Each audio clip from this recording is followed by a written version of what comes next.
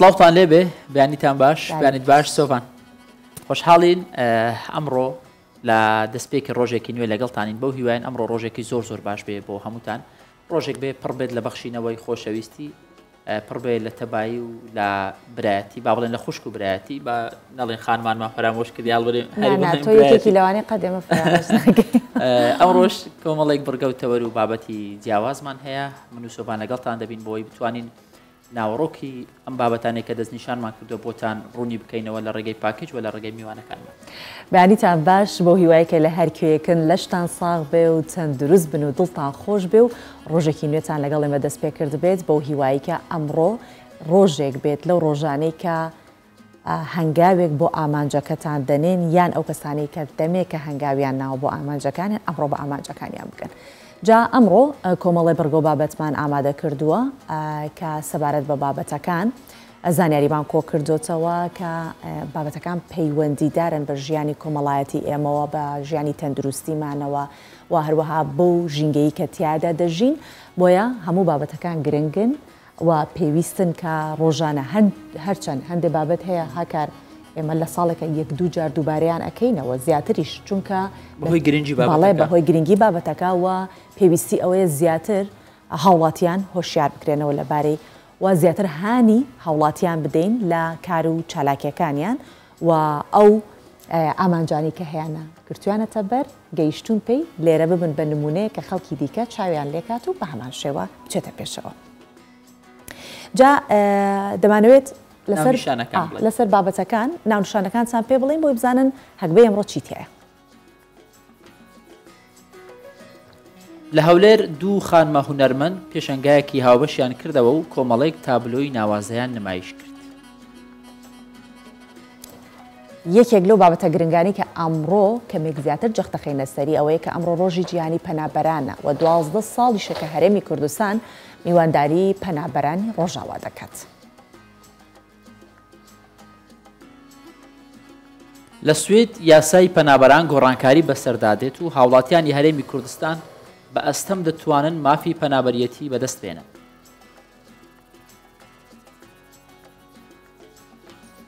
کێشەیەک هەیە لە واشنگتن ئەویش دانیشتوانی واشنگتنی پایتەختی ئەمریکا بە هاوکاری سەگ و پشیلەکانیان لەبەر ئەم کێشەیەکە هەڵمەتێکە بۆ ڕوبەڕووبوونەوەی جرجەکانی ئەو شارە ئەیانوێ ئەو کێشەیە تا ڕادەیە کۆنتڕۆڵ بکەن. دەریاچەی ئورمیە لە وشکبوونەوەی یەکجاری نزیک بۆتەوە گەشتیاران دواوێنەی دەریاچەکە دەچرکێنن.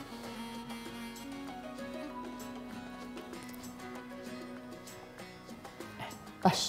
ئەمانە ئەو بڕگە و بابەتانە بوون ناونیشانیان بوون کە ئێمە ئەمڕۆ دەمانەوەی قسەی لەسەر بکەین. هەندێک بابەت هەیە بابەتی با بڵێن جددیە پەیوەندی بە مرۆڤ و بە ژیانی مرۆڤ و هەندێکیان جددیترە بۆ ئێمە چونکە پەیوەندی بە کوردان وایە پەیوەندی بە پەنابەران وایە بەڵام دەستپێک زۆربەی ڕۆژەکانمان وا بۆ بە بابەتێکی سۆفت بابەتێکی هوەری نیشاندانی چەند وێنێکی جوان دەبێت وایە. بەڵێ جا ئێمە بۆ بابەتە دەست پێ ئەەکەین دوای ئەوە دەچینە سەر ئەو بابەتەی کە ئەمڕۆ ڕۆژی جیهانی پەنابەرانە بەڵام وەک هاوکارم ئاماژەی پێکرد بابم بابەتە دەست پێ بکەین کە ئەمە لایەنێکی هوەریە لانەی لایەنێکی توانستی مرۆڤەکانە بۆیە دەمانە زیاتر جەختی بخەینە سەر ئەویش ئەوەیە کە لە هەولێر دوو خانم کە هەردووکیان هونەرمەندن پێشەنگایکی هاوبەشیان کردوتەوە لە پێشەنگاکە کۆمەڵی تابلۆی جوانیان نمایش کردووە کە هەر کامێکیان چیرۆکی جیاواز و ئاماژەی جیاوازە لەناو ئەو تابلوانە کە نمایشیان کردووە. لەنێو ئەم چیرۆکانە کۆمەڵێک بابەت خۆی حەشارداوە بە تایبەت لە وێنەکاندا هەستەکانی ئافرەتان خانمان کاری ژن لە کۆمەڵگەدا ڕەگەزی سەرەکی پێشەنگاکە بوو ئەمە زۆر گرنگە چونکە با بڵێن خاوەنی پێشەنگاکەش هەر خانمن.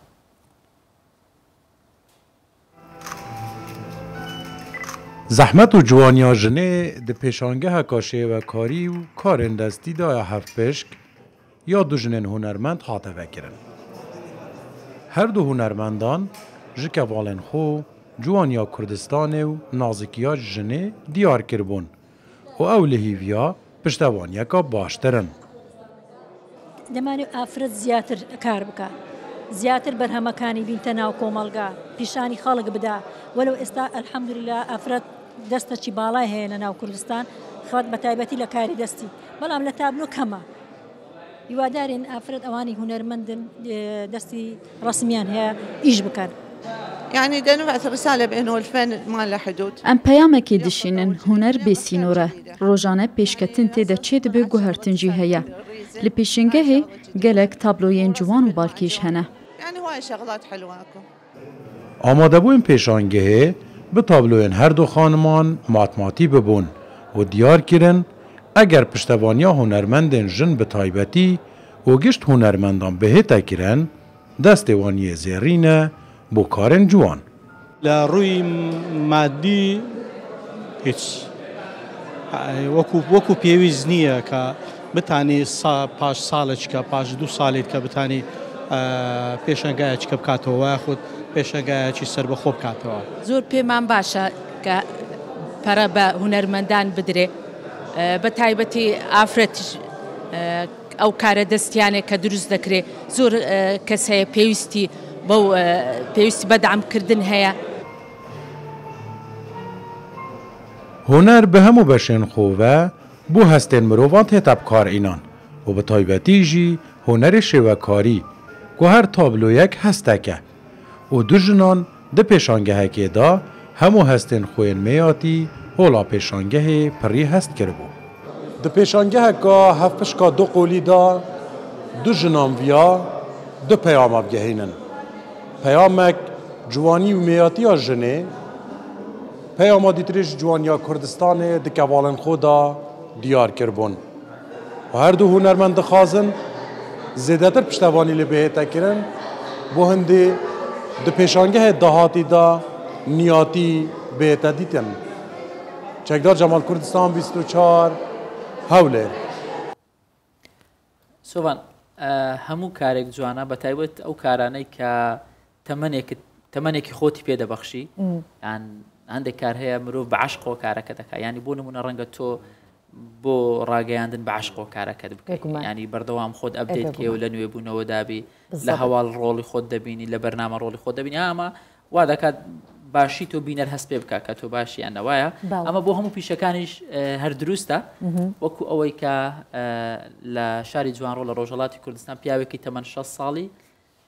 ماوەیەکی زۆرە سەرقاڵی پیشەکەیەتی پیشەکەشی چیە؟ پیشەگەی ئاسنگەریە.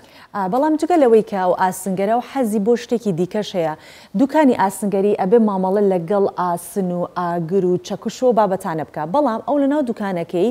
وێنەی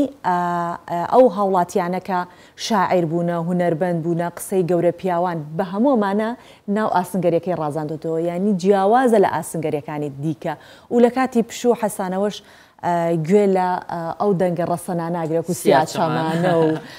هۆرە جا بابەتەکە زۆر جوانە ئێمەش حەزەکەین لەگەڵ ئێوە بینەری بن من ئاوا کە هاکار باسی کرد و ئاواش کە سەبارەت بەوە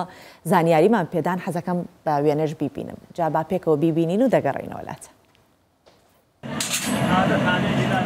وەستا مەحموود زیاتر لە نیو سەدەیە لە دوکانە بچووکەکەی خەریکی ئاسنگەریە.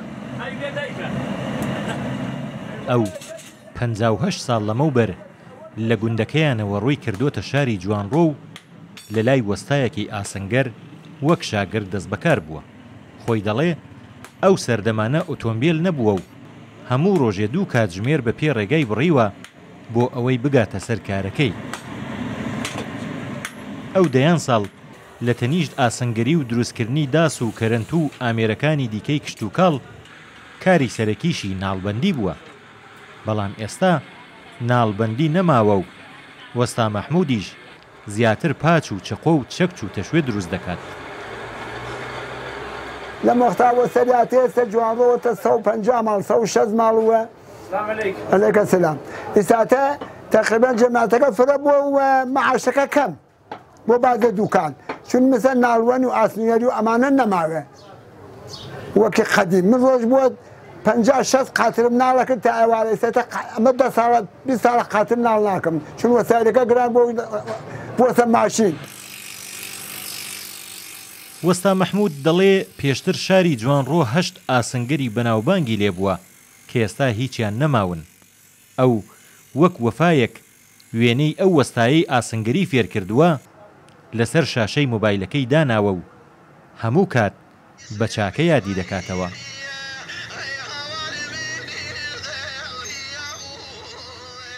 هەر کاتێکیش کاری نەبێ و کەسی لەلا نەبێ گوێ لە سیاچەمانە و هۆرە دەگرێ و بە گوێگرتن لە مۆسیقا مێشک و دەرونی ئارام دەکاتەوە.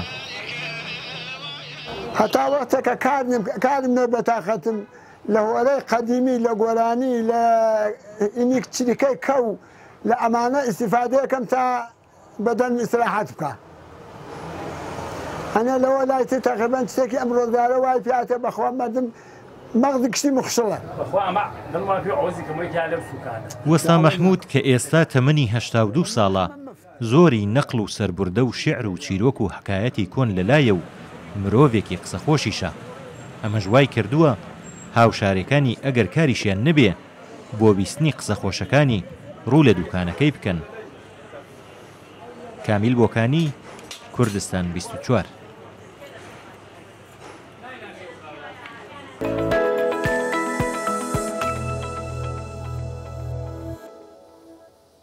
هاکار هەنە پیشە هەیە کەسانی بەتەمەەن تا ئێستاش هێشتویانە بە زیندویی بمێنێتەوە خوا نەخواستە یا خواوان تەمەەن درێژ بن، بەڵام ئەگەر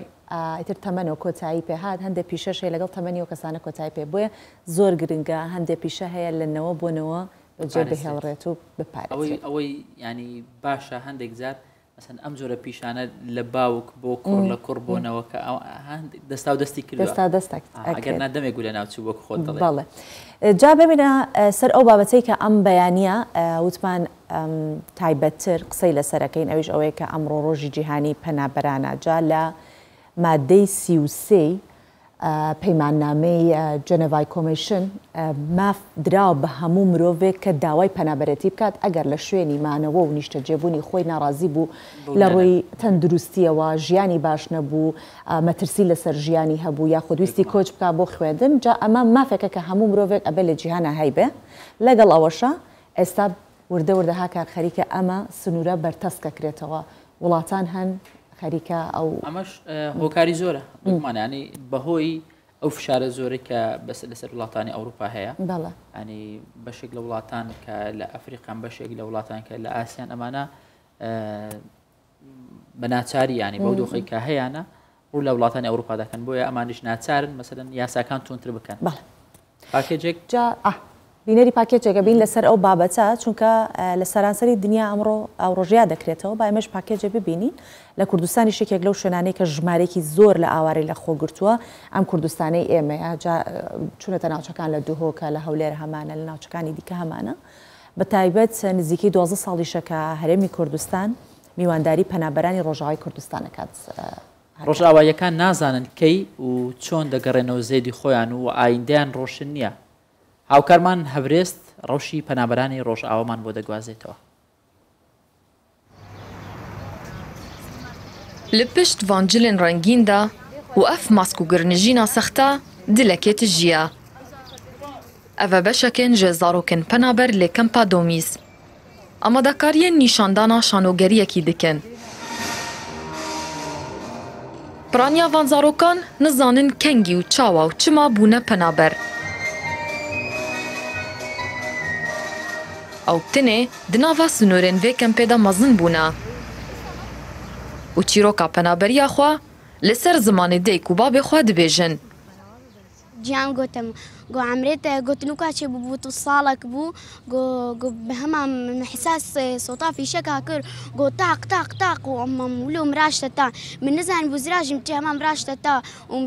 دەستی هەردوو خۆیتە گرتن ئەم بازام کەتنە فۆکسادە و ئەم چوون ئەوە شێ من القامشلو ئەم قامشلو حتا لە ئەف چێ بوون بێجەم هەر جام گۆ مراشتەوە ئەم بازدام کەتنە فۆکسێدا و ئەم فۆکسی هاتە vêkem. Mam xelef jî mîna wan zarokan ji şerî reviya û qesta jiyaneka aram kiriye. Neviyên wî nîşanên tirsê li ser rûyê wî nedîtine. Tenê aramî û seqamgirî û rûyekê vekirî û bigirnijîn dîtine. 11 salên vidê me û em Şamê derketin herb û zerb û em hatine Kurdistanê. û ji bî em zarokê xwe lîne bihemênin em we hatine fêtê eman bû hav. خذي انها اخويا هناك تشتاق حتى خذي ولا فرجيني ان شاء الله.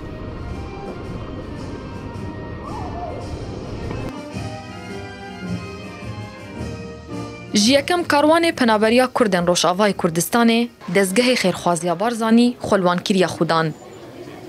û bixweşî û nexweşiyên van penabera re her piştevaniya wan dike. هاریکاریان دەستگای خێرخوازی بارزانانی جی دێت بەردەوام بن هەندی کوردن میان ڕۆژاوا و هەر پەنابەرێکی دی هەر جهێکی دی قەستە هەرێما کوردستانی کرد بیتن دەستگای خێرخوازی بارزانی دێ خۆل خەمتوان و ڕەوشاوانە کەتە خوددان. Li gorî amarên netewên yekgirtî, li Îraqê û Herêma Kurdistanê 280,000 penaber hene, ku 80% li Herêma Kurdistanê ne.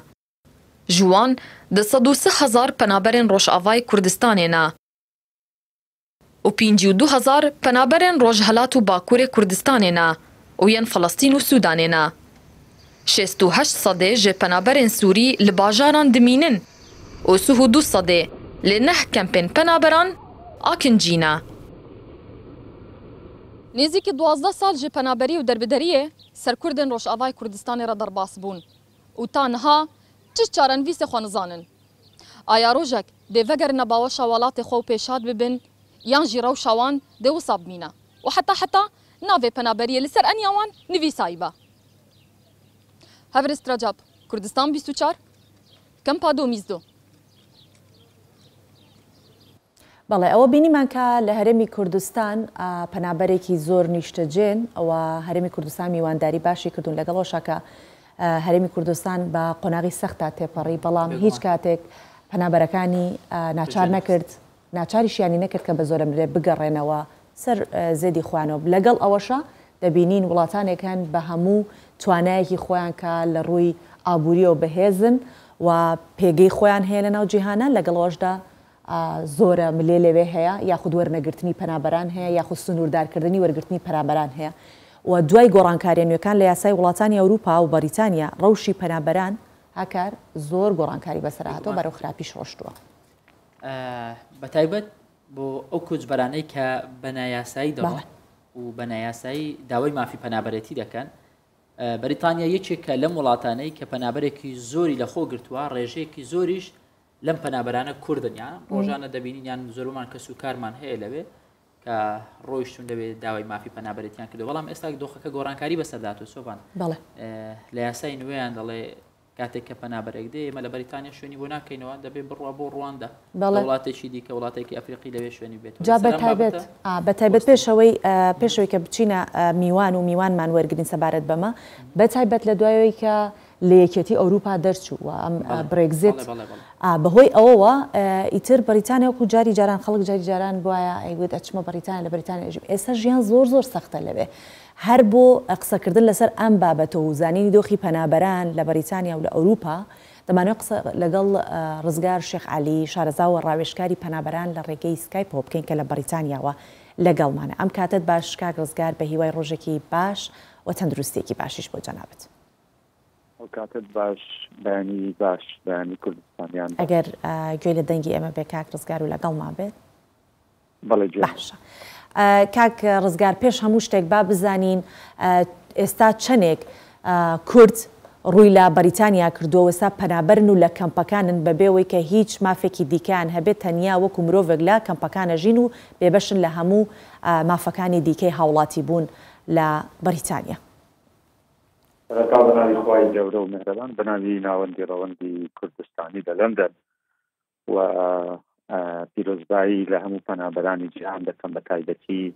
کورد لە هەر شوێنێکە پەنابەرە لە بەریتانیا ژمارەیەکی بەرچاو لە هۆتێڵەکانی بەریتانیا لەوێ جێمیش بوونە و بێگومان تەنها دوو کەمپمان هەیە ئەویش لە دەرەوەی شارەکانی بڵێنە دەرەوەی شاری لەندەنە زیاتر کوردەکان لە ئێمە پێی دەڵێن هۆستەڵ واکە لە فندقەکان کۆبوونەوەتەوە کوردەکانی هەر چوار پارچە و بەڵام کوردەکانی باشوور زیاترە. بەڵێ باشە کاک ڕزگار باسمان بۆ بکە لە ترسناکی ڕێگای پەنابەرەتی ینی تا ئێستاشی لەگەڵ دابێ خەڵکێکی زۆر ئێمە زۆر باسی ئەم خەڵکانە ناکەن کە هاوڵاتی دەروی هەرێمی کوردستانن باسیێوانە دەکەن کە لە هەرێمی کوردستانەوە یاخود لە پارچەکانی دیکەی کوردستانەوە دەڕۆن مەترسی یاخود ترسناکی ڕێگاکە هەر وەکو خۆی ماوە کە ئێمە دەیبینین لە هەواڵەکان ڕۆژانە دەیخوێنینەوە خەڵکێکی زۆر تووشی ڕێگای سەخت دەبێ نقم دەبێ خێزانی لەدەست دەدا هەر وەکو خۆیەتی بگرە خراپتریشە چونکە ئێستا بەڕاستی دانانی داواکردنی پارە زیاد بۆ لەلایەن قاچاقچیەکانەوە بێگومان خراپتر بووە و ئیهانە دەکرێن بۆ نمونە بڵێن بێپارەیان دەکەن لە ڕێگا بەجێیان دێڵن و جیان دەکەنەوە خێزانەکان و درۆیان لەگەڵ دەکەن کاتێک کە دەیان بەنە سەر ئاوەکان بۆ نمونە ئەڵێ ئێمە 20 کەسە چ تەمان لەوێەوە تەقریبان بۆ نمونە 100 کەسیان داناوە لەو کاتەیدا زەحمەتە تۆ قسانش کرد چەند خەڵکانێکی لەوێ لێت دەدا فێریان کردو نەگەر هەر یەک کەس قسەیەکی کرد لێی بدەن کە ئیهانەی بکەن مەجبوریان دەکەن بەڕاستی کە چواری یەخ بۆ نمونە زۆر کاتەیە خۆیان پەشیمان بوونەوە بەڵام داد ناداوە پەشیمانە بۆیە بەڕاستی ڕێگەی مەرگ کردەچێت هەمیشە ئێمە لە بەریتانیا و خەڵکێکی زۆریش من لە زۆر کەناڵەکانیش باسم کردووە بەڕاستی ئەم ڕێگای کە هەڵیان بژاردووە و ڕێگایەکی هەڵەیە چونکە بە تایبەتی لە وڵاتی بەریتانیا ئەگەر ڕێی ڕەسمی واتە فەرمی هەڵبژێرن زۆر قازانجتر دەکەن ئەگەر بیانەوێ بەڕاستی ژیانێکی نوێ بڵێن دابین باشە کاک ڕزگار ئەوەیشی کە گرنگە لە دوای ئەو ڕێگەی هات و نەهاتە کە هەڵیە بژێرن ئەگەر هات و زیینومانەوە چانسی ژیانیان هەبوو لەو زەحمەتیە دەرباز بوون جا دواتر ئەچنە شوێنێک کە دیسانەوە هیچ مافێکی ئەو تۆی تێدا نییە وەکو ئەو هۆتێلانەی کە خۆت باست کرد دەمەوێت سەبارەت بە ڕەوشی ئەو هۆتێلانە ڕەوشیمانەوەی ئەو پەنابەرانە ئیتر ئەگەر لە کەمپەکان بنیان لە هۆتێلانە قسەمان بۆ بکەیت تا چەندە ژیانیان زەحمەتە تا چەندە ڕێکخراوە نێودوڵەتەکان بەدەنگ هەنایانەوە چن و بەدەنگ داواکاریەکانەوە ئەچن بێگومان لە لای هەموو کەسێک ئاشکرایە و من لێرەوە تەبعاً ڕەوشی پەنابەران لە بەریتانیا لە ڕەوشێکی زۆر خراپدا لە هۆتێلەکان لەبارەی خواردن لەبارەی پێدانی پارە خەڵکمان هەیە نەخۆشە ناتوانی بکێتە ئەو شوێنەی کە پارەکەی بەشی ناکاتن خواردنەکانە و خواردنە نیە گوێت لێ ناگرن هۆتێلەکانیان زیاترە هۆتێلانیان کردووە هۆتێلەکان پیسن بەریتانیا کاتێک کە مەسەڵەن مایگرنت هێڵپلاین هەیە لە لای ئێمە لەگەڵ حکوومەتی بەریتانیا بڵێن دێکی هەیە ئیش بۆ پەنابەران دەکا بەڕاستی زۆر معاملەی زۆر خراپە پەنابەران تووشی نەخۆشیێکی دەرونی زۆر خراپ بوونە لەبەرەوەی زۆربەیان لە هۆتێلەکانن نەکە ڕێکخراوێکی بڵێن بیانی بگرە تەنها تاکە ڕێکخراوێکە یارمەتیان دەدا دەستگای نێودوڵەتی پێشمەرگە بۆ کاری مرۆیی و هەروواکە من بەرپرسی ئەو دەستگایان بەریتانیا لەگەڵ ناوەندی ڕەوەندی کوردستانی لە لەندەن جاروبار دەچینە فندقەکان هۆتێلەکان یارمەتیان دەدا یارمەتیەکان مەسەڵەن لە ڕووی بڵێن پەیوەندیکردن بە پارێزەرەکانیان بە ئەندام پەرلەمانەکان مەسەڵەن هەندێک کێشەی مەسەڵەن بڵێن نووسین و نامە ناردنەوەمانە بەڕاستی ئەو پەڕی لە زۆربەی هۆتێلەکان تووش ئەو گەنجانە کە ئەوەی نەیان بینیوە لە کوردستان ئێستا دەبینن لە چوار دیوار باشە کاک ڕزگار باس لەوە بکەین کاتێک خەڵکەکە دەگاتە بەریتانیا لە بەریتانیا کەیسێک دروست دەکەن وای لێ هاتووە کەیسێک دروست دەکەن زۆربەی کەیسەکان ئێستا دووبارە بۆتەوە ئەمە لای بەرپرسان یاخود لای حکوومەتی بەریتانیا ئاشکرا بووە ئەمانیش دەزانن ئەمە فێڵێکە و دروست کراوە یاخود سیناریۆیەکە دروست کراوە ئەمە کێشیان بۆ دروست دەکات گرفتیان بۆ دروست دەکات بەدڵنیاییەوە من دەتوانم بڵێم زۆربەی پارێزەرەکان کە متەرجیمەکانیان واتاوانەی کە لەلایەنن کوردن ئاشکرا بووە و دەزانن کە کوردستان کێشەی وای تێدا نییە بەڵام کوردەکان بۆ نمونە لای بەریتانیەکان بڵێ تقریبا دەتوانم بڵێم ئاشکرا بووە بەڵام ئەوان ناتوانن هیچ بەڵگەیەکیان پێ نییە دەبرێن پەنابەرەکان ناڕازگۆن بەڵام بڕواکە بێتن ئەگەر بچیە بەردەمی هوتێلەکان لە دەوری مەسەڵەن ئێواران دابێتن یعنی ئەو هەموو گەنج و بڵێن خێزان و منداڵانە بەداخەوە ینی بەو جۆرە بەریتانیا معاملەی لەگەڵ دەکا هەتا لە لای ئێمەشەوە بڵێن لە بەریتانیا ڕێکخراوێکی کوردی نییە تەنها ناوەندی ڕەوەندی کوردستانی نەبێت کە ئێمە جاروبان هاوکاریەکان پێشکەش دەکەین بۆ پەنابەران باشە شوێنێک نییە بەڵێ باشە باست لە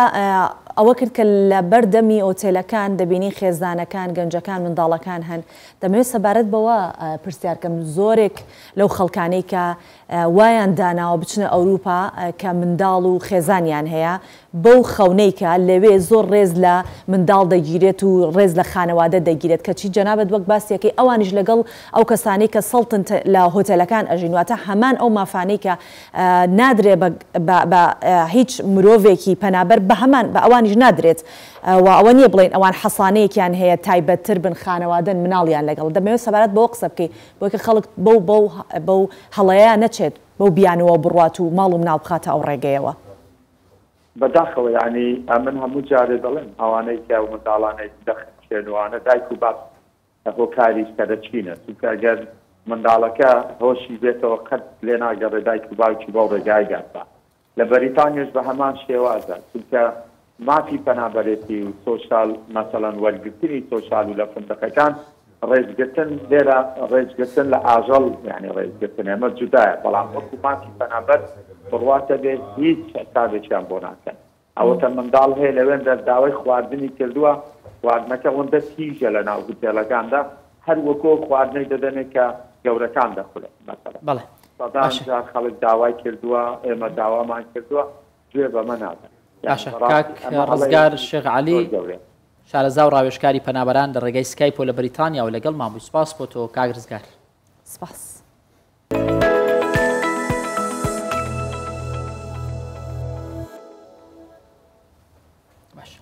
هەر لەسەر ڕەوشی پەنابەران لەسەر ئەم بابەتە بمێنینەوە سوێدیش هەندێک یاسای نوێی دەرکردووە بۆ پەنابەران یاخود بۆ مانەوەی پەنابەران ئاو کارمان ئاوارە هەورامی زانیاری زیاترمان پێ دەڵێ بەڵێ سڵاوتان لەبێ بێگومان سوید یەکێک لە وڵاتانەیە کە لە هەفتاکانەوە پەنابەری کوردی وەرگرتووە دیارە بە پێی کات ئاڵوگۆڕی بەسەرداهاتووە هەموو ئەو کاتانەی کە کوردستان بە بارودۆخێکی خراپدا تێپەڕیوە کوردەکان زیاتر ڕوویان لە ئوروپا کردووە بۆ ئەوەی کە لێرە ژیانێکی ئازاد و سربەستیان هەبێ بەڵام سویدیش بێبەش نەبووە لە ئەوەی کە پەنابەری کورد ڕوو بکاتە ئێرەوە پەنابەرێکی یەکجار زۆر لە سویدە دەکرێ بڵێم کە لە سکاندیناویا سوید یەکەم وڵاتە کە پەنابەری کوردی زۆرە بەڵام هەتا دێت بارودۆخ بۆ پەنابەران خراپ و خراپتر دەبێت گەلێک لەو پەنابەرانەی کە لێرە دەژینوە تەنانەت ئەوانش کە مافی بڵین ڕەگەزنامەیان وەرگرتووە یا مافی مانەوەیان وەرگرتووە ژیانیان ئێستا بەرەو خراپی دەڕوات هۆکاری ئەوەی کە ژیانی پەنابەران لە وڵاتێکی وەکو سوید بەرەو خراپی دەڕوا دەگەڕێتەوە بۆ چەندین هۆکاری سەرەکی دەتوانم بڵێم لە 2015ەوە کاتێک کە پەنابەرێکی یەکجار زۆر ڕوویان کردە وڵاتی سوید دەرگاکانی سوید کرانەوە بۆ پەنابەران ئەو کاتە ژمارەیەکی یەکجار زۆر پەنابەر هاتنە ئێرە لەو کاتەوە هەتاوەکو ئێستا یاساکان هەتا دێن تند و تونتر دەبن لە دوایین هەڵبژاردندا کە سوید کردوویەتی ڕاستڕەوەکان هاتنە سەرکار ئەو کاتە یاساکان بە پێچەوانەی سوسیال دیموکراتەکان کە ئەوان پارتێک بوون کە پشتیوانیان لە پەنابەران دەکردووە لە گەلێک دام و دەستگای سویدیشدا پەنابەران جێگە و پێگەیەکی تایبەتی خۆیان هەبوو هەڵبەت مافیمانەوە و ڕەگەزنامەی سویدیان وەرگرتووە و کاریان کردووە لێرە بەڵام لە پاش هاتنە سەرکاری ڕاستڕەوەکان یاساکانی پەنابەریش وردە وردە ئاڵوگۆڕیان بەسەرداهات من پارێزەر کاک ڕێبوارم لەگەڵدایە زیاتر پرسیار لەو دەکەم کاک ڕێبوار ئەگەر بۆم باز بکەی یاساکان تاکوێ گۆڕاون بۆچی گۆڕاون سلااو بەگشتی دواوەی کە ئەم حکوومەتە هاتووە قەرارە ئەو حزبانی کە لەسەر کارن هەند پلانیاندا ناوە کە یاساکان بگۆڕن ئێستا یاساکان نەگۆڕاون بەڵام دەیان هەوێت لەم بەدووە یاساکان بگۆڕن بۆی کە پەنابەری سەختتر بدەن بۆ کەسانی کە داوای پەنابەری دەکەن. بەڵام ئێستا هەروەکو خۆشت دەزانی زۆر کەیز ڕەت بوونەتەوە، ینی زۆر کەس هەیە کە داوای مافی پەنابەری کردووە بە هەر هۆکارێک بێ ڕەت بوونەتەوە و خەڵکی واشمان هەیە تەنانەت کوردستانیش کە 12 ساڵە لێرە دەژین بەڵام مافیمانەوەیان نییە. بەڵێ هەرەوەی کە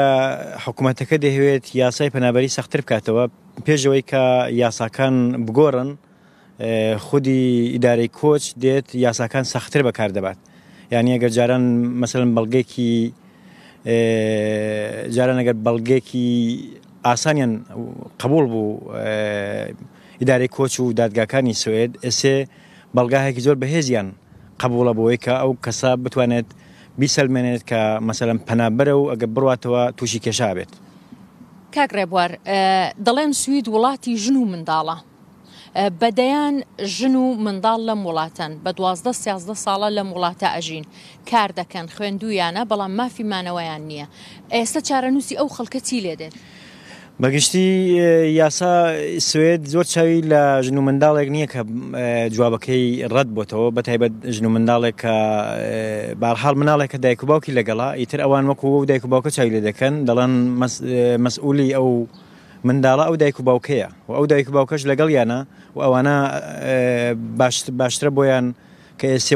جوابی پەنابەریان وەرنەگرتووە بگەڕنەوە بۆ وڵاتیان و مناڵەکانیش هەروەکو دایک و باوکیان بڕۆنە بۆ وڵات و لە وڵاتی خۆیان بژین دایک و باوکە مەسئولی منداڵەکان نەک دەوڵەت. کۆمەڵێک یاسا ئاڵوگۆڕی بەسەردا هاتووە حتا ئەگەر نەچوو بنە بواری جێبەجێکردن ینی بڵین پەرلەمان بڕیاری لەسەر نەدابن بەڵام چوونەتە بواری جێبەجێکردنەوە وەکو یاسای کار یەکێک لەوانەیە کە جاران ئەو موچەیە کە دەدرا بە کەسێک کە کار بکە زۆر کەم بوو ئێستا زۆر زیادیان کردووە هۆکاری ئەمە چییە؟ ئەوەش هەر بەشێکە لەو سیاسەتی دەوڵەتی نوێ و حتا دەوڵەتی پێشوش کە یاسای کار سەختتر بکەنەوە بۆ هەموو ئەو کەسانەی دەرەوەی سوێت کە بە سەختی ئقامی کار بگرن و بیان هەوێت کە ئەبێت حقوق و دەرامەدێکی زۆرتریان بێت. ئەوەش هەر دەگەڕێتەوە بۆ ئەو جەوی دژی پەنابەری کە دەڵێن ئێمە خەڵکمان لە دەرەوەی وڵاتی سوێت تازە پێویست نییە هەر بۆش دانهەوێت یاساکانی کاریش وەکو یاساکانی پەنابەری سەختتر بکەنەوە. کاک ڕێبوار بە شێوەیەکی گشتی جگەلەوەی کە ڕاستڕەوەکان بڵین ئێستا هۆکارن بۆ ئەوەی کە بارودۆخی پەنابەری کەمێک دژوارتر ببێ لە جاران هۆکارەکە بەگشتی چییە لەبەرەوەی ئەو کەسانش کە ناسنامەیان هەیە و ئەو کەسانی کە ڕەگەزنامەی ئێرەیان هەیە و مافیمانەوەشیان هەیە ئەوانیش کەوتونەتە ژێر گوشارەوە. بەڵێ هۆکارەکە دەگەرێتەوە بۆ ئەو هەموو مشکلاتانی کە باسیەکەن کە لە لای پەنابەرەکان بە قسەیوان کەوتوتە ئەوەی کە ڕێژەی بێکاری لەواندا زۆرە ڕێژەی ئەوانەی کە کریمینال حسێب دەبن و کاری مافیاکان لە ناو ئەوانەی کە پەنابەرن یا ئەوانەی کە هاتوون بۆ وڵاتی سوێت زۆرە هەر لەبەرەوەی هەموو جوانە بۆتە هۆکارێکە ئیتر ئەوان بە هەموو شوێک بێن دژی پەنابەری دژی ئەو کەسانە بن کە تازە هاتوون و کەسانش کە لەوە پێش هاتوون ببن. بۆ ئەو کوردستانیانەی کە لە ڕۆژهەڵاتی کوردستان دەژین یا ئەوانەی لە ڕۆژئاوا دەژین لەبەرەوەی کە بارودۆخەکە کەمێک لەوێ ئاڵوسترە لە پارچەکانی دیکە بە تایبەتی ئەوانەی کە لە هەرێمی کوردستانەوە دێن بۆ ئەوانە بارودۆخەکە چۆنە ینی کەسێک کە لە هەرێمی کوردستانەوە ئێستا بێتە وڵاتی سوید تا چەندە شانسی ئەوەی هەیە کە مافیمانەوەی پێ بدرێ. بەڵێ بۆ هەرێمی کوردستان نەکەر ئێستا بەڵکو هەمیشە بۆ باشووری کوردستان پەنابەری گرتن زۆر سەختتر بووە بە چاو ڕۆژهەڵات و ڕۆژاواوە هەرچەند لێش باڵحاڵ دەرسەدێکی زۆر ڕەت وەرەگرن بەڵام لە باشووری کوردستان هەمیشە سەختتر بوو سەخت بوو ئێستا سەختتریشە چونکی ئەوانە بە شێوەیەک ئەو وڵاتە بە وڵاتێکی ئازاد دەبینن کە زۆر وەکو مەسە وڵاتێکی ئێران دیکتاتۆری زیندانیشتی کەمترە بۆیەشە بۆوان زۆر سەختترە پەنابەری وەرگرتن و بیسەلمێن کاوان بەڕاستی دەکەونە کێشەوە گەر بگەڕنەوە. پێشنیارت چییە بۆ تاکێکی کورد لە هەر کام لە بەشەکانی کوردستان کە بی هەوێ ڕوو لە ئوروپا بکە و بە تایبەتی وڵاتی سوید پێت وایە ئەو شانسەی هەیە کە بتوانێت لێرە بە ئازادانە بژی و مافیمانەوەی هەبێت؟ بەڵێ بۆ کەسێک کە بەڕاستی پەنابەرەوە خۆ پێشنیاری کتابەتی نایە چونکە ئەو کەسە بەڕاستی ئەگەر لێ بمێنێتەوە کەوێتە مەترسیی گەورە لەلایەنی و حکوومەتی و یا لایەنی کەسانی گروپێکەوە شاید بنەماڵەیەکەوە بەهۆی ناموسی بەڵام ئەوانەی کە بەڵگەیەکی وەندە بەهێزیانیە شاید شتێکی وان نەبێت هەر بێن لێرەوە مێنن ئەوانە باڵها ڕیس دەکەن ئەگەر جوابێکی ڕەت بگرن ئیمکانی هەیە بۆ ساڵانێکی زۆر ژیانیان بە خەسار بچێت. سپاس بۆ جەنابەت کاک ڕێبوار پارێزەر لەگەڵمان بووی فەرموو. بەڵێ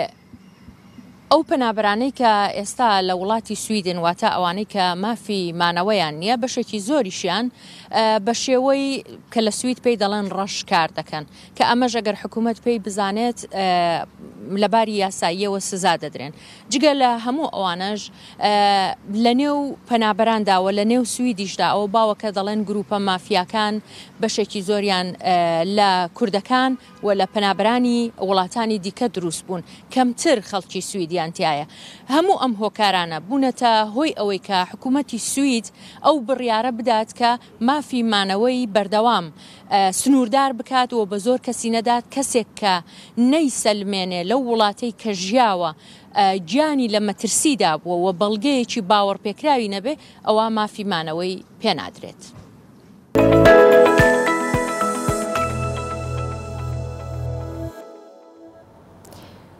جا هەر وڵات ئاوادان بێت و چۆن ئەڵێت هەر ئەو گەنجانەی کە ئەڕۆنە وڵاتانی دەرەوە و ئەیانەوێت لەوێ ژیانێکی شایستە دروست بکەن باوەڕ بکەن ئەتوانین لێرە ئەم دەست بخینە ناو دەستی یەک ژیانێکی ببینەوە لە وڵاتەی خۆمان کە کەمێک پێش من و تۆ قسەمانە کرد سپاس بخوا ئاسانکاری زۆر هەیە ئێستا لە وڵاتانی ئەوروپا وەک باست کرد ئەبێت لە 140 بداتەوە بە حکوومەت و لە 160 نیوە بە نیوە لەگەڵ حکوومەتە بە شێری بکات. بەرحاڵ دەبێ سپاسگوزار بین و جگە لەوەش دوعا بکەین کە کوردستان هەر ئاوادان بێت. جا چینە سەر بابەتێکی دیکە لاوانێکمان هەن کە سەریان بەرز کردوین بە بەشداری 43 لاوی باشووری کوردستان بە نوێنەرایەتی هەرێمی کوردستان یەکێتی لاوانی دیموکراتی کوردستان لەژێر دروشمی سەرکردە لاوەکان بۆ ئاشتی لە وڵاتی ئوردن بەشداریان لە کەمپی نێودوڵەتی لاوان کردووە کە ئامانجیش لە بەشداریکردنی ئەم بابەتە ئەوە بووە کە ئاراستەکردن و پێگەیاندنی لاوانی کوردستان و ناساندنی کولتوری پێکەوە ژیانی هەرێمی کوردستان و مێژووی کوردە بە دنیای دەرەوە.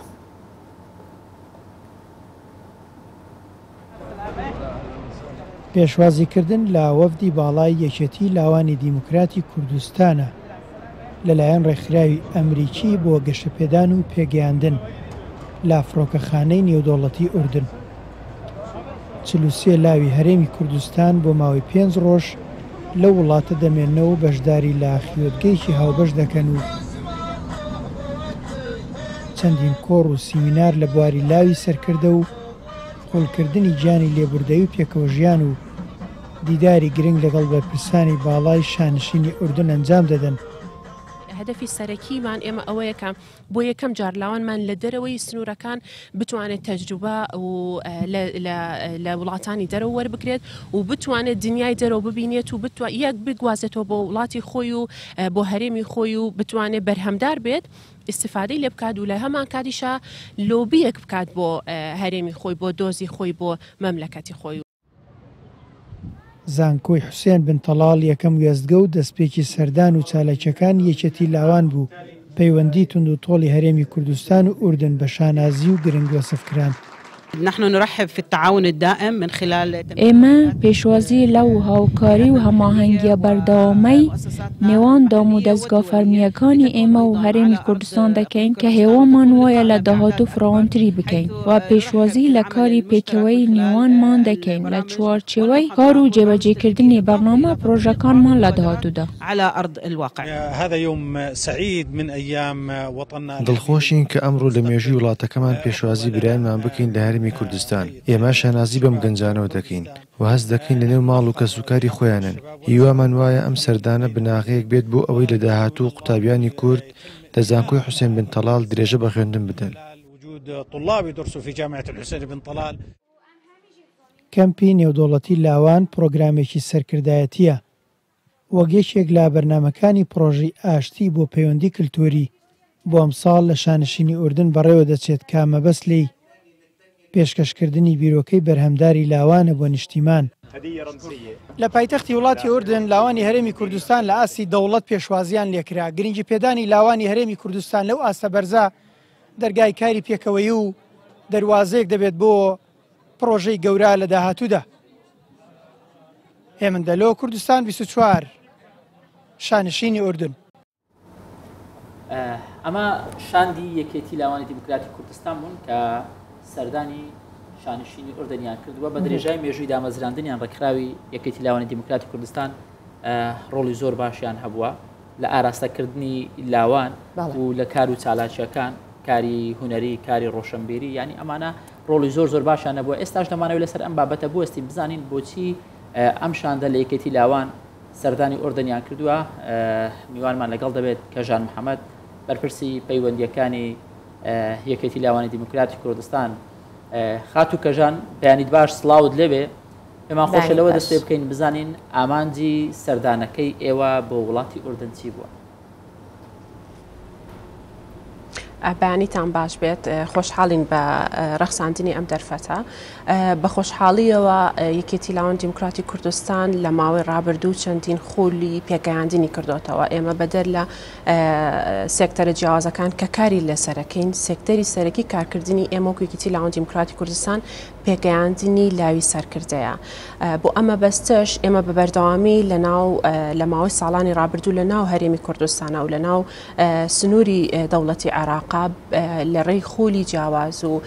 دەوراتی جیاواز و دکردنەوەی خێوەتگال لە شوێنە جیاوازەکانە هەوڵمان ناوە کە لاوە کچووکڕەکانمان بە بەردەوامی لە ناو ئەو بەرنامانی پێگەیاندنابن پێگەیاندنی وەکو قایدێک وەکو سەرکردەیەک بتوانن لە داهاتووە نیشتیمانیان پێ بسپێرێت. بە خۆشحاڵیەوە ئێمە هەوڵێکی زۆرمان کە ئەم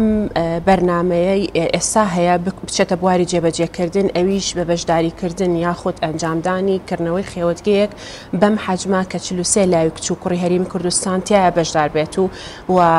بەرنمەیەکی چڕۆپڕ بێت کە ئێمە دابشمان کردو بە 2 تەوەر لەسەر تەوەرەکان خات و کەژان. بەڵام با بزانین تا چەندە گرنگە کە لەم جۆرە سەردانانە بکرێت لەلایەن لاوانی ئارێمی کوردستانەوە کە بچنە وڵاتێکی دیکە بۆ بەهێزکردنی پەیوەندیەکان لە ڕووی ئەو کار و چالاکیانە یاخودوکو خۆت لە ناو راپۆرتەکە ئاماژەت پێدا ببن بە لۆبی. تا چەندە گرنگە ئەمە؟ ئێمە لە ماوەی ڕابردووە ئەگەر سەیری مێژووی سەدەیەکی کوردایەتی و با بڵێم حکومداری لە هەرێمی کوردستان کەین ئەبینین کە سەرکردەکانمان ماندوونە ناسانە بە بەردەوامی هەوڵیانیاوە لەسەر ئاستی ئەقلیمی و لەسەر ئاستی نێودەوڵەتی لۆبی دروستکەن و خزمەت بە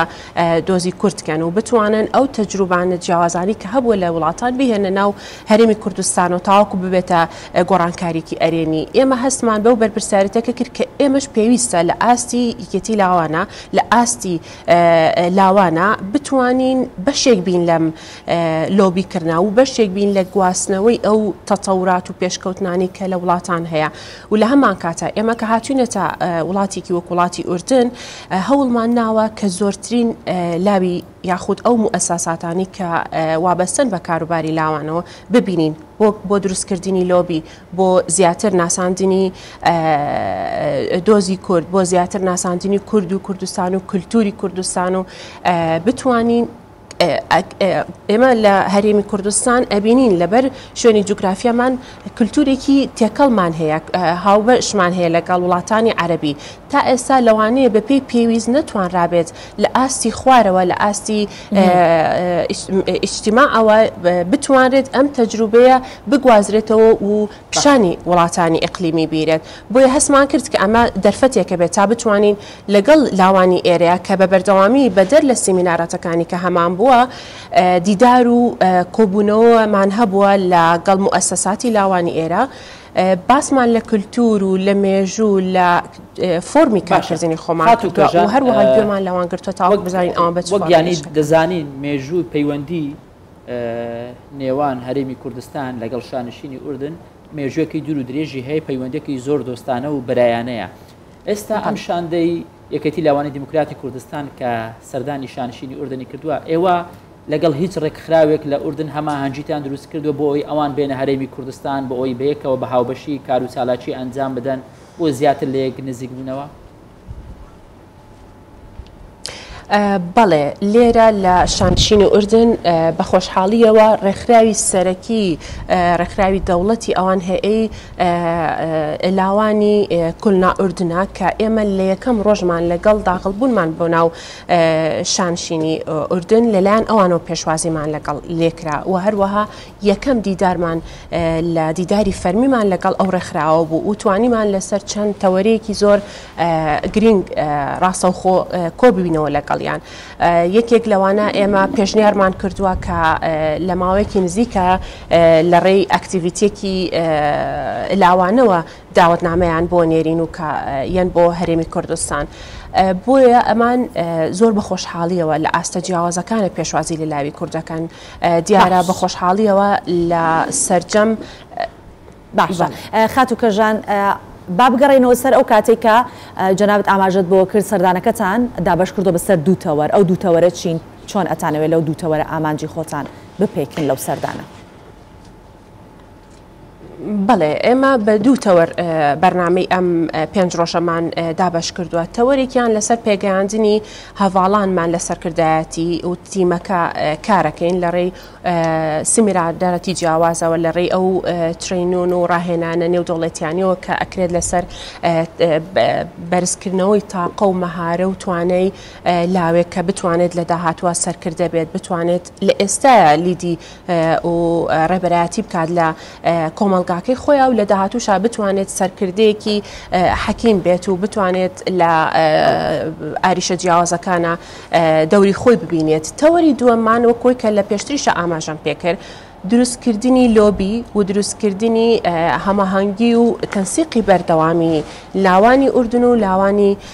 هەرێمی کوردستانە ئەویش لە ڕێگەی ئەو مؤسساتە فەرمیانی کە لەم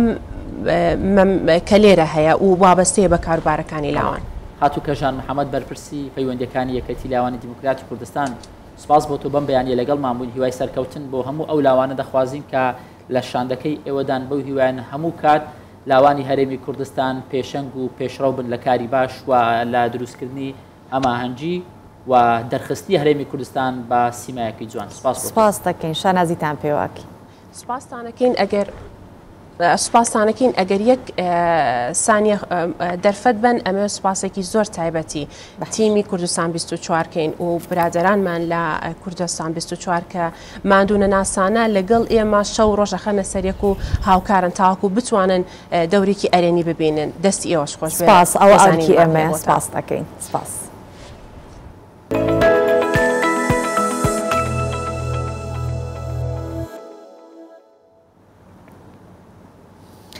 بەڵێ دەچینە سەر بابەتێک کە بابەتی ژینگەیە زۆر جار ئێمە لە پرۆگرامی بەیانی 24 گرنگی بەو بابەتانە دەدەین کە بابەتی ژینگەیە چونکە ژینگەی هەموو جیهان لە مەترسیە ئێمەش بەشێکی لەم جیهان خۆشمان بخۆن باڵە بگومان جا باس لە ئەوە ئەکەین کە لەگەڵ ئەوەی چەندین پرۆژە بۆ بژانەوەی دەریاچەی ورمێ جێبەجێکراون بەڵام ئێستا دۆخی دەریاچەکە باش نییە دو هەناسەکانیەدات هاوڵاتیان و بەشێک لە بەرپرسان لە زیندووکردنەوەی دەریاچە ورمێ بێهیوا بوون کە چی تا ئێستا گەشتیارێکی زۆر هەر ڕووی تێدەکەن بۆ ئەوەی لایەنی کەم بتوانن دواوێنە لەگەڵ گەورەترین دەریاچەی ئێران بگرن. هێشتاش گەشتیارێکی زۆر ڕوو لە دەریاچەی ورمێ دەکەن. ئەم ساڵ بە ئەنجام گەیشتنی دەیان پرۆژە بۆ زیندووکردنەوەی دەریاچەکە خەڵکێکی زۆری هیوادار کردبوو هەناسەیەک وەبەر دەریاچەکە بێتەوە بەڵام دیسان بەسەر هەواری خاڵی داکەوتون چونکە دۆخی دەریاچەی ورمێ لە ساڵان خراپتر نەبێ باشتر نییە. دیمەنێکی جوانی لێ نەماوە ئەم وڵاتە ینی کوێستانەکانی پیرانشار و سەدی کانیسێوە کە ئاوەکەی هاتووە و ڕەوانەی ئەم وڵاتەی کراوە و بە نەزەرەوەشەوە هیچ ئیمکاناتێکی لێ نیە ئەم وڵاتە نە ئالاجیقێکی لێە نە شوێنێکی کە خەڵک ڕووی تێدەکا شوێنەگرێکە بڵێ تۆزێک دڵت پێی دەپشکوێ دڵت لێ دەبێ تماشا وەزیێتەکەیەکە ینی وڵاتێکی وێرانە. حکوومەت بە سنووردارکردنی کشت و کاڵ لە دەوروبەر گواستنەوەی ئاوی بەنداوی کانیەسێوی پیرانشار بە تونێل لە هەوڵی ئەوەدا بوو ئەم ساڵ دەریاچەکە لانی کەم لە وشک بوون ڕزگار بکات. بەڵام بە گوتەی سەلمان زاکر نوێنەری ورمێ لە مەجلیسی ئێران زۆربەی پرۆژەکان سەرکەوتو نەبوونە و ئەستەمە دەریاچەی ورمێ ببوژێتەوە. بەگوتەی ئەو زیندووکردنەوەی دەریاچەکە وەکو بانگەشەی سیاسی بەکارهاتووە و لەسەر زەوی کاریگەریەکی دیاری نییە. تارەبەتە بە پەدیدەی خۆشسەلی کە این روزا توی وشکە ساڵی ئێران کاریگەری تەواوی لەسەر دەریاچەی ورمێ داناوە و بەداخەوە ئێستا دۆخی خراپە ئاوەکە بە خێرایی دەبێتە هەڵم ئەوەش وای کردووە شۆرەکات و خوێی زۆر دەربکەوێت ئەوەش بەداخەوە بە زیانی جوتیارانی ئەم دەوروبەرەیە. ئێستا لەگەڵ نزیکبوونەوەی وەرزی هاوین لە زۆربەی ناوچەکانی ئێران و ڕۆژهەڵاتی کوردستان ڕوو لە دەریاچەکە دەکەن. خۆیان دەڵێن مەبەست کەمتر گەشتیاریە و زۆرتر بۆ ئەوەیە وێنەیەک لەگەڵ دوا ساتەکانی تەمەنی دووەم دەریاچەی ئاوی سوێری جیهان بکێشن. چونکە ئیتر خەڵکیش لە بوژانەوەی دەریاچەکە هەتا ڕادەیەکی زۆر بێهیوابوونە. بابەتی ژینگەی کللتوری هوەری ئەدەبی و بابەتی توانای گەنجانی هەرێمی کوردستان بەشێک بوو لە تەوەرەکانی ئەمڕۆی بەیانی 24. بەو هیوایکە پرۆگرام بەدڵی ئێوە بوو بێت کوردستان هەر ئاوادان و ماڵی ئێوەش ئاوادان و خوازانەکە. ڕۆژێکی باش.